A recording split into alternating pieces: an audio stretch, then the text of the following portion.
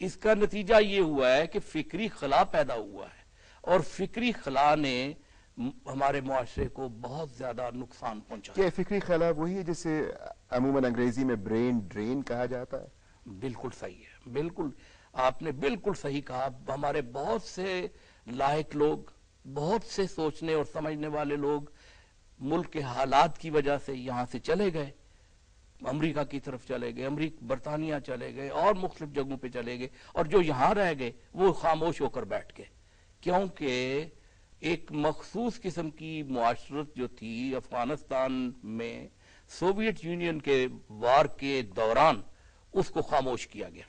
یہ مجھے بتائیے کہ آج ہمارے ماحول میں جو بے کیفی، اداسی، اضطراب اور ہیجان ہے، اور جو سیاسی اتھل پتھل ہے ہمارے آس پاس میں، اس کے بیچ میں فلسفی کوئی حوصلے کی، امید کی کرن دیکھ رہا ہے؟ سلمان صاحب، سب سے بڑی بات یہ ہے کہ گزشتہ 5-6 مہینے کے دوران ہم نے یہ دیکھا کہ لوگوں نے ان فورسز کا ساتھ دیا جو کہ روشن خیالی کی فورسز تھیں، ان سیاسی قوتوں کا ساتھ دیا جو کہ ملک میں امن اور استحکام لانا چاہتی تھیں، اور ان چیزوں کو جب ہم ان کا انالیسس کریں، ان کو دیکھیں، تو معلوم یہ ہوتا ہے کہ پاکستان کے عوام کے اندر بہت روشنی ہے، ان کا پوٹینشیل بہت زیادہ ہے۔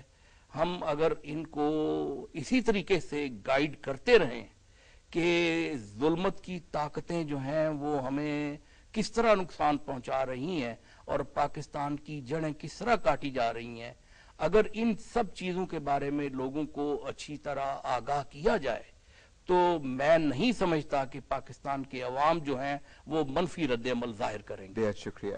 ناظرین اکرام، ہمارے آج کے مہمان آج کی بزم میں ڈاکٹر اقبال آفاقی۔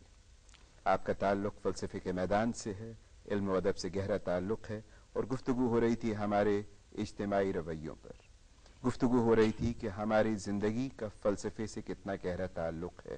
فلسفہ وہ نہیں جو کہ گرد آلود کتابوں میں پڑا رہتا ہے، بلکہ فلسفہ وہ جو سانس لیتا، جیتا، جاگتا فلسفہ ہے۔ ڈاکٹر صاحب کا کہنا ہے کہ let no life be left in examined.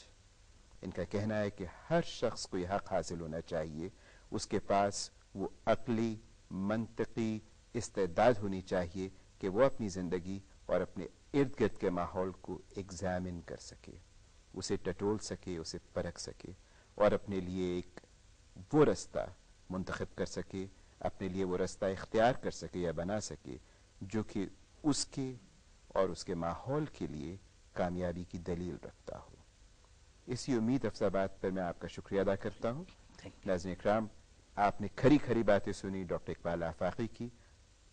اگر آپ کو ان کی بات سے اتفاق نہ بھی ہو تو انہیں اپنی بات کہنے کا حق حاصل ہے۔ کل پھر حاضر ہوں گے ایک نئے مہمان کے ساتھ، کچھ نئے سوالات لے کر، کچھ نئے جوابوں کی کھوج میں۔ تب تک سلمان کو اجازت دیجیے۔